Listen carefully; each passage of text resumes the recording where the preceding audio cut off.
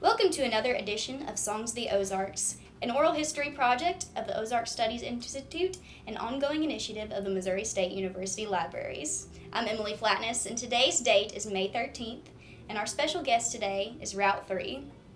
The interview is occurring in the Boatworks Theater at Silver Dollar City. That's right. Thank you guys so much for meeting with us today. Thanks for having us. Yes. So, first of all, are you all Ozarks natives?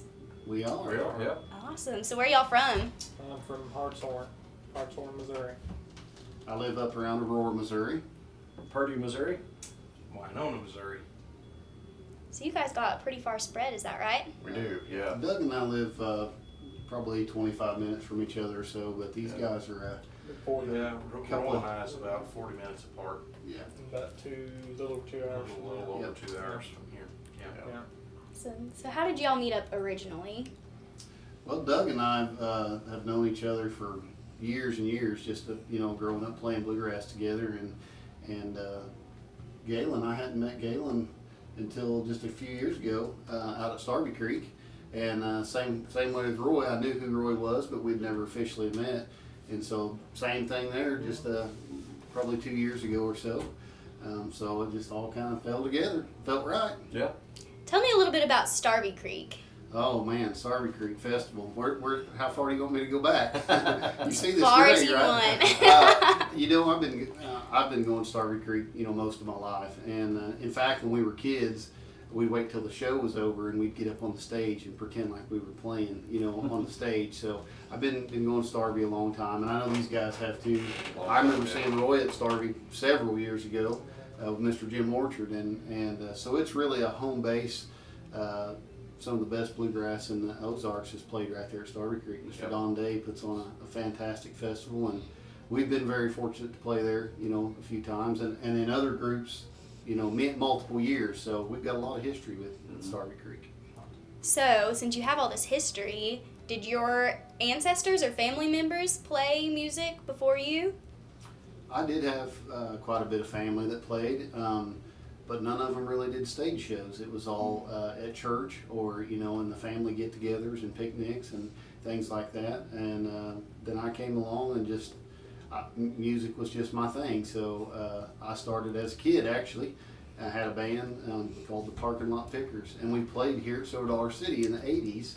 It was a funny story. They wouldn't let us use parking lot because it was too modern. So while we were here, we were called the Hitchin' Post Pickers. And of course the stages were a lot smaller, and they'd give us a list, and we carried our little sign, and we went all over the park and played, all day long. So music's just been a big part of my whole life. So yeah, my mom and dad both played instruments when I was growing up. They had a gospel quartet. Mom played piano, my dad played bass, and grew up in church playing. I started playing the bass in church probably when I was 10 or 12 years old, and started playing after that, and kind of got hooked on bluegrass and been playing it ever since. So, Yeah. Both of my grandparents, my grandma and grandpa, on the Harper side, both of them played, sang. Then on my mom's side of the family, my grandpa played the fiddle. So the music has just come down through the generations for my family anyway. Just back over here in the hills, that's where we've been all of our life. Mhm. So. My family's history in music is considerably shorter than theirs because no. I had a great uncle that sang just a little bit and played just a little bit, but I wasn't around growing up. It was just something I picked up on my own. Never had family done it. Right. Wow. So you talked a little bit about how Silver Dollar City was a little bit different back then. mm-hmm. What are the biggest changes you've seen in the music at Silver Dollar City, Oh my. just in the past, 20 years? Well, back then, back in the early 80s, Mhm. we were about the only kid bluegrass band. I don't really remember a lot of kid groups here. So as time went by, we started seeing more and more families, more and more younger kids playing, and of course today they're all over and they're fantastic musicians. But here at Silver Dollar City, it's just gotten better and better. Better bands, better stages, better sound crews.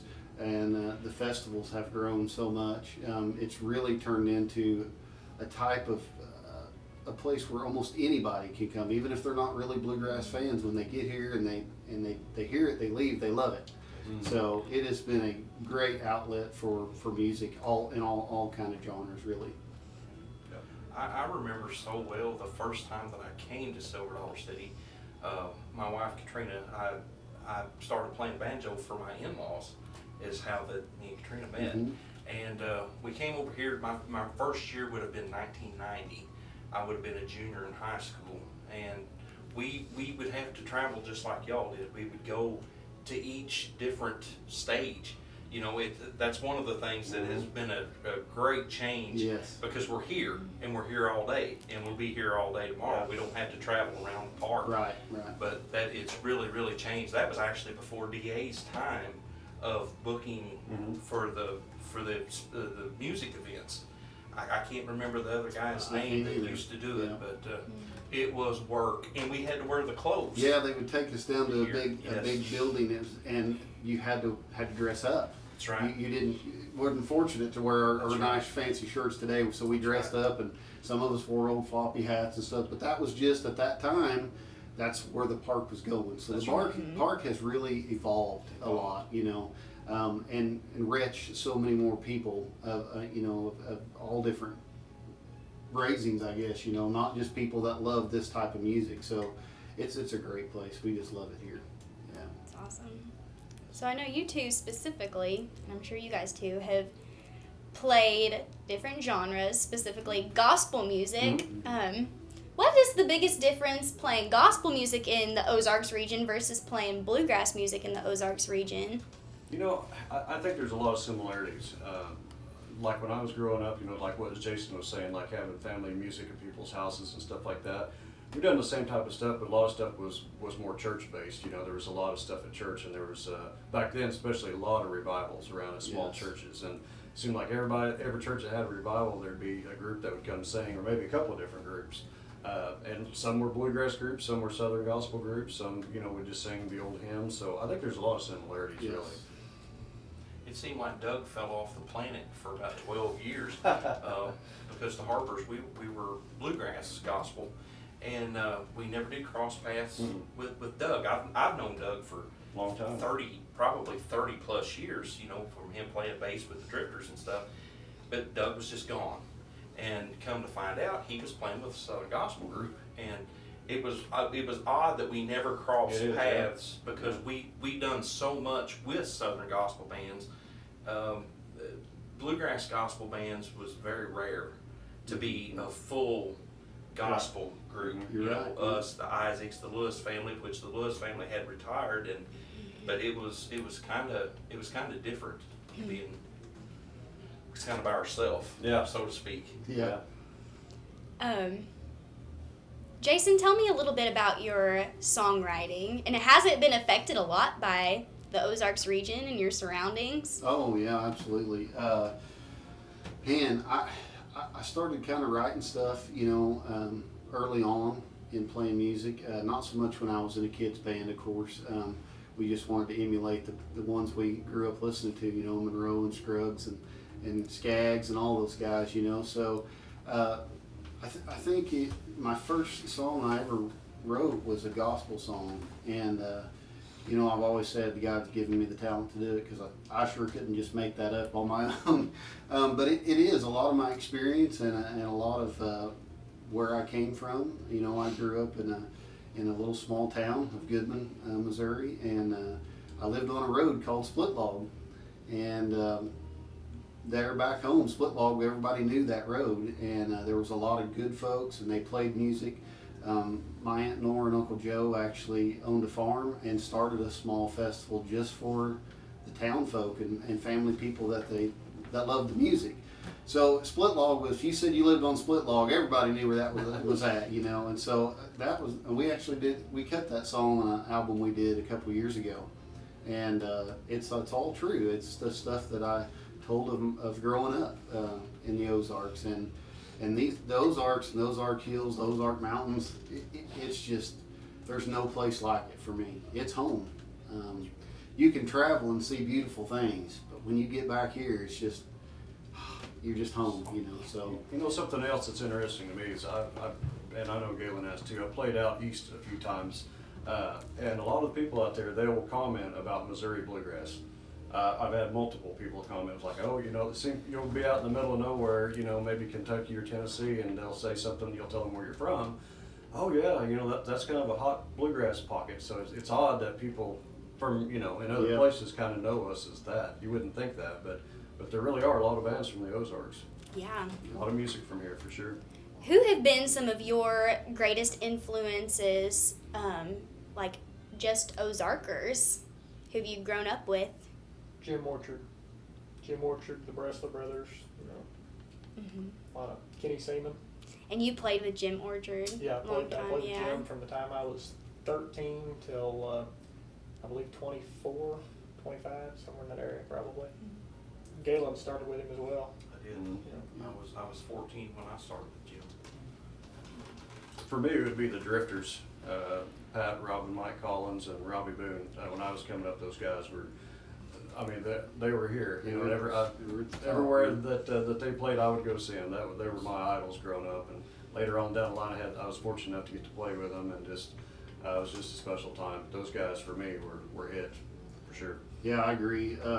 You know, of course, anybody that knows me knows the Kraft family was a big part of my life. Roy was very influential, and the Fry family, and of course I knew Jim and all those guys too growing up. And we were, you know, I have to say, Ben, we were blessed. We are blessed to have the history in the Ozarks of bluegrass that we have, and the people that came before us and kind of paved the way. And we just feel honored to get to kind of be a part of that. So you had touched on this a little bit, but playing in any other places across the nation compared to the Ozarks, do you see a big difference? There's a difference in our music, the way that it sounds, and I think that it's a passed down generational thing I'd agree. for us. Missouri bluegrass has got a different feel to it than your Kentucky folks and your Tennessee folks.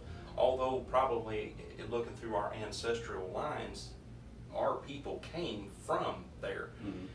But there's just something about the way that the music sounds. No, I agree. I can't really describe it, put a finger right on it, but we have a different sound. And for sure, by the time that you get to Virginia, the music really it changes drastically. Even North Carolina, I mean, and part of it is the way that they talk. Their dialect is different than ours. Ours is just a traditional hillbilly dialect, I guess you would call it. But that makes a lot of difference when you're standing out there singing over a mic. You know, so. Do you see a big difference in the Arkansas Ozarks and the music in the Missouri Ozarks? I do. You do? For sure. They've got a different sound down there. They really I see there's a lot of similarities. You know, we've got a lot of good friends that's in the Northwest Arkansas area, and I see a lot of similarities. I agree. There's probably some differences, but a lot of similarities for sure. Right. Do you think your music, independently or with Route 3, do you think it's a reflection of your community here in the Ozarks? I would say yes. You know, we kind of, well, I know at least us three. Roy really, he could probably tell you, you know, we all came up on the old Bill Monroe and Flat Lester Flat, and of course being with Jim just lives and breathes that, and that's great. And but for our area, man, you know, Lonesome River Band and you know the Drifters and Third Time Out, that was really big in our coming up, and we just kind of model ourselves, not really tried to model ourselves after, but it's just what we feel. And, you know, we do, I think our area does play a big role in the way we play and the way we sound and the way I write, you know, just the things in our area. So we always feel at home when we're in those Ozarks. Yeah. That's for sure. For sure, yeah. Well, I think I'm out of questions. Do you guys have any other things you want to touch on? I don't guess. I guess so. actually one thing. Yeah. We were talking about a while ago about growing up and some influences and stuff. One thing I noticed is kind of, I don't know if it's specific to bluegrass. I think it kind of is though, but and I think these guys would agree with me. It seems like when we were coming up, all the people that we were looking up to, they would always go out of their way to include us. Yes. You know, they would take time to show us stuff or let us hang around and watch them play. You know, there was never any like, well, you know, you're just a kid, get away or whatever. I mean, it was always, and we try to do that too. If we're jamming or playing somewhere and someone's around, we always try to include them because that's the next generation coming up. So we've all been very fortunate. We've had a lot of good people to look up to, and the people we looked up to was always very welcoming of us. And that's bluegrass, and that's right. It's not just the Ozarks, but it is bluegrass. And I'll just tell you real short. When I was a kid, first learning to play, I wanted to play mandolin, and now that Roy's in the band, I never want to touch one again. It's so good. But you know, that's what I wanted to play, and I was very fortunate to meet Bill Monroe at a festival in Neosho, Missouri, and my dad took me backstage, and I was just as nervous as could be, and you know, Bill looked like he was 7 foot tall when he walked through that door coming backstage. His old hat was cocked sideways, and there I stood, you know, with a little mandolin looking up, and you know, Bill sat me down and showed me some chords and spent just a small time with me, and I've never ever forgotten that because I was really just a kid, you know, and I didn't even at that point realize that Bill was as big as Bill was. Right. But that has always stuck with me, and so that's one thing I love about this music. You know, is growing up, we could be at a festival, and I could just about go anywhere if I was hungry and somebody make me a sandwich when I was a kid. You know, Right. or if you was doing something wrong, your mom and daddy knew because everybody knew. Very family orientated, and I'm so thankful that bluegrass still has that today. Yeah. Where a lot of genres have changed and separated, and there's a lot of things that are different. But bluegrass is bluegrass, and it's so nice to know that it's family. Yeah. Would you say jamming in the Ozarks is more inclusive than in other regions? Jamming's getting pretty slim nowadays. At festivals, especially when you take the age of myself and Doug and Jason, Roy kind of got in on the tail end of the good jamming.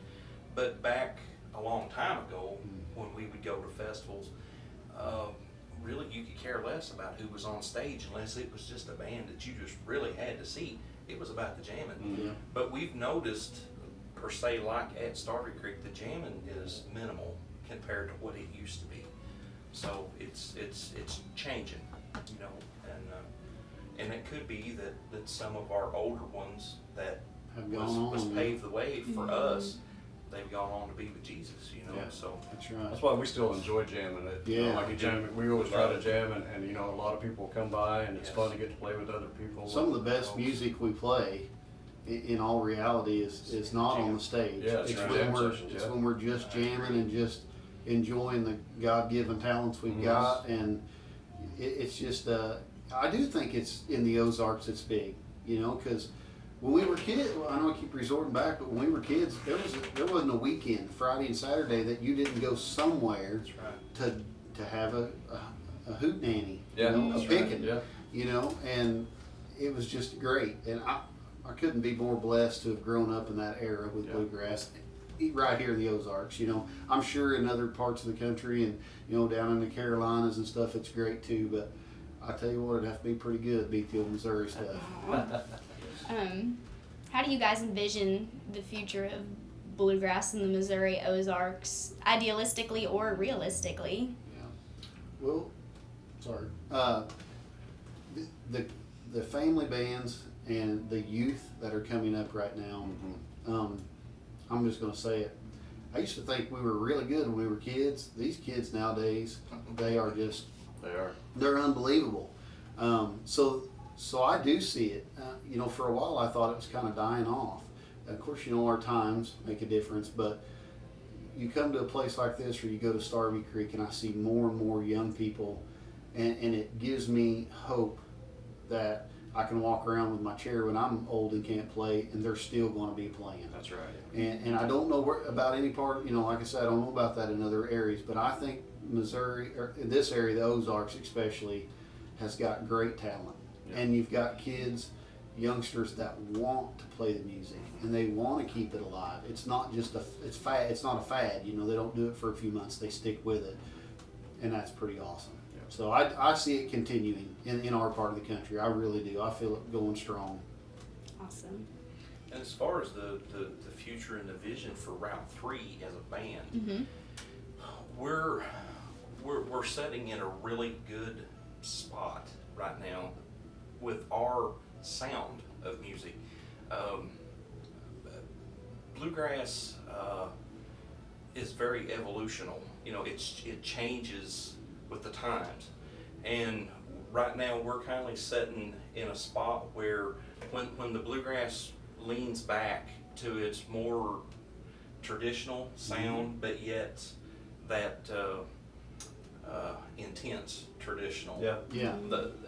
I mean, it's still different than what Lester and Earl was doing, but bluegrass is headed back that direction, and we're sitting in a really good position to be a band that will be looked at as like, oh, you know, here's that sound. It's came back, and we're just in a good position to help fulfill that. I think that evolution. Yeah, and I think that, you know, that's what helps us as Route 3 is there is some generational differences here, but my writing is some of it can be contemporary, some of it can be more traditional, and like I said, Roy can play it. He can play it all, but he's really steeped in that you know, that traditional stuff, and he can bring that back, and we really just fit well together with what we like and what we play and the sound, and I love these guys because I can write a song and we get together and it just comes together. You know, it's just a great feeling, you know, and it's just awesome to have the talent that we have right here. So we continue to we hope we continue to push on. So I don't want to embarrass you or anything, but you've had songs that have had national attention, correct? I have, yeah. I was blessed a few years back, several years now. Gosh, time flies. But I co-wrote a song with Eli Johnston that did really well, and Dole ended up cutting it on an album of his, In Sessions, and had some really hard looks at some other ones, you know, and that was kind of my path for a while, you know, was pitching songs. But then when this all came together, it's like, hey, let's just hang on to them and see what they can do, and it's done really well for us, you know. And you can always tell when I do a song that I've written because it just feels right for us. So. Mm-hmm. For all the non-grassers out there, who is Doyle Lawson? Doyle Lawson and Quicksilver, my goodness. He's a legend. He's a hero. He's a pioneer. He's so many things in the world of bluegrass and bluegrass gospel. Fantastic songwriter, musician, quite the guy. Really always held professionalism to the highest standard. Yes. Expected a lot from his guys, and it really was shown in his shows. So he's probably one of the most well known in the Ozarks. Doyle has always had a great band. Of course, he recently retired, and good for Doyle. He's been doing it a long time. But we love his music, man. He's great. Awesome, thank you. And then you guys, I don't know if this is private or anything, but you're cutting a new record, correct? It's out. It's Well, out. We Not have officially. we have pre-release CDs. Yeah. Yeah, Yes. we actually we put this stuff together and contemplated on it for a while, and we ended up going out to Kentucky to Ricky Walson's studio, and which was fantastic, by the way. He's a great guy, and we ended up recording this project out there with him. 11 songs on the project, 10 of them which are originals, and we were blessed to have Ron Stewart play fiddle with us on this project, so really super pumped about that. And we just got some things in the works, and it's not officially released yet. We're hoping maybe very soon, but we do have some pre-release they let us have, so good things for Route 3. A lot of exciting stuff. Yeah.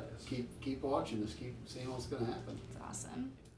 So you guys, if you wouldn't mind playing a couple, play as Sure, many as you want. Sure. Just play a couple. Okay. Let's And sorry, if you wouldn't mind saying the title of the song You before bet, you yeah. play Now it. let's do that one, boys. Let's do Split Log Road. That's kind of the history of the Ozarks, and we'll do this one right here. One Split Log Road.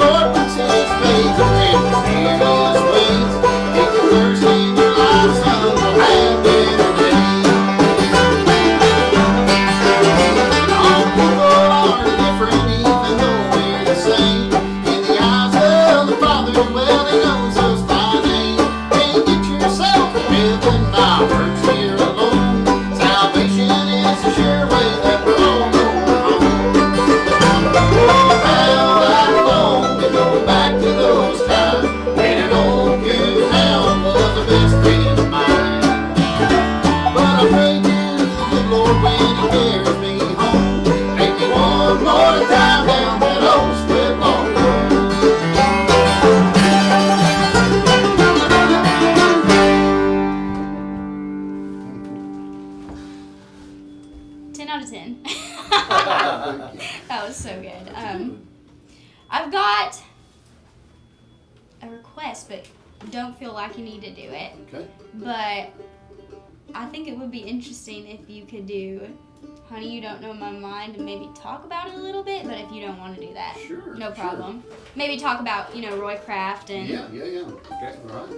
Would you want me to do Roy? Yeah. Well, let's do that. Whatever you guys want. Well, that's kind of why we do this. Still do we'll do a Jimmy Martin number here. One called Honey, You Don't Know My Mind. And as we talked earlier in the Ozarks, Roy Kraft was a huge influence on me. And I've said it many times, but the Kraft family back then, they played shows. I mean, if there was a show around the area, they played it. And as a kid, that's what I wanted to do, was play on stage. And so I thought if I could sing like Roy, then I would get to do that. And as I got older, I was always scared Roy would be offended. And Mark, his son, and we played in a couple little groups together and things. And he's like, you got to do it for Dad. And I was like, no way, he's going to be so mad. But, so one night I played a show and with Brightwater Junction, and of course I played with Brightwater for 15 years right here in the Ozarks, some of the best people around. And I came off stage, Roy, I could see him standing over there off stage, and the whole time I'm thinking, he's going to thump me one, you know. And so I came off stage, and Roy was looking at me, and I knew I was ready to take one, you know, if I had done something wrong. I got next to him, and he put his hand on my shoulder and said, I don't believe I could do it better myself. So it was kind of his blessing to do it. So I've been imitating Roy for a long time, and I do it out of respect. And we love this little tune. So I'll try to do a little bit of Roy here. One called Honey, You Don't Know My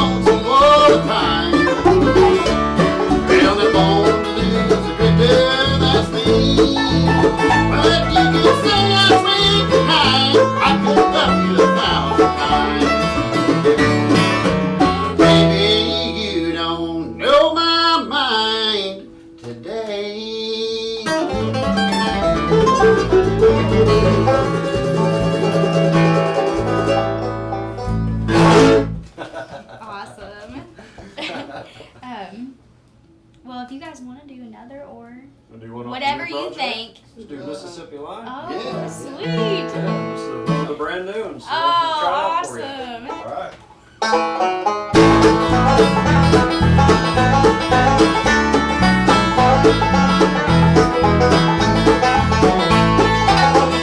Been a long, long time, took me away, left standing, holding all the pain. Up behind these prison walls, yeah, I think about the day that we met on the Mississippi line. Hang my head down in sorrow, don't you worry, there's tomorrow. I hope someday will set me free. All the years that I'll spend thinking about the day that we met on the Mississippi line.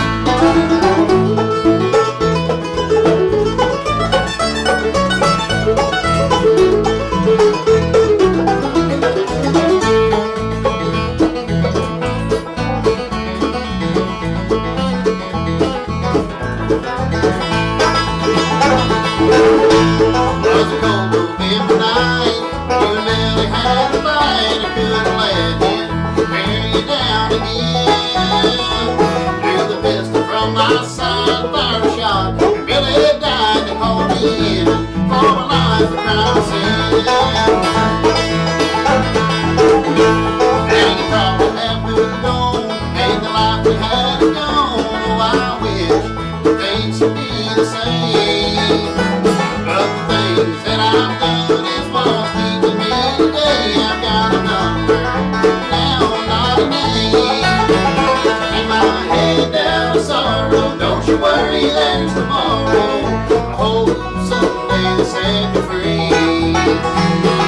The years that I'll spend thinking about the day that we met on the Mississippi line.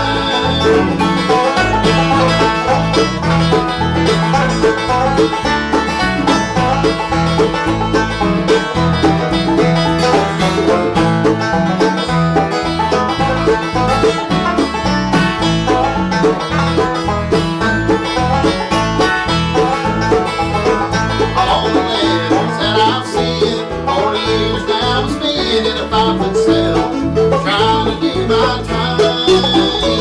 Were the one true thing to me, but your face would never see how sure they died in the Mississippi jail. Hang my head down in sorrow, don't you worry, there's tomorrow.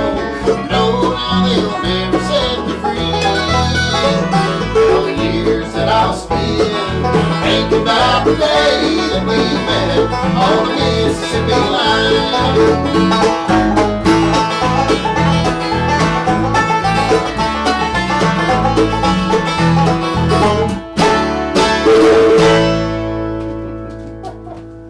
Awesome. Oh, you're doing a great job. We appreciate Watching. you. It's excellent. Yeah. Glad that you're doing it and keeping Yeah. this going. We're glad and honored to be a part. Thank you. Yeah, I appreciate you guys so much for meeting with me today. Yeah, thanks for It's doing been it, a yeah. great interview. Well, thank you. Thank you. Well, this has been another edition of Songs of the Ozarks. Thank you so much, Route 3, Yeah. for meeting with me today at Yeah. Silver Dollar City. Thanks for having us.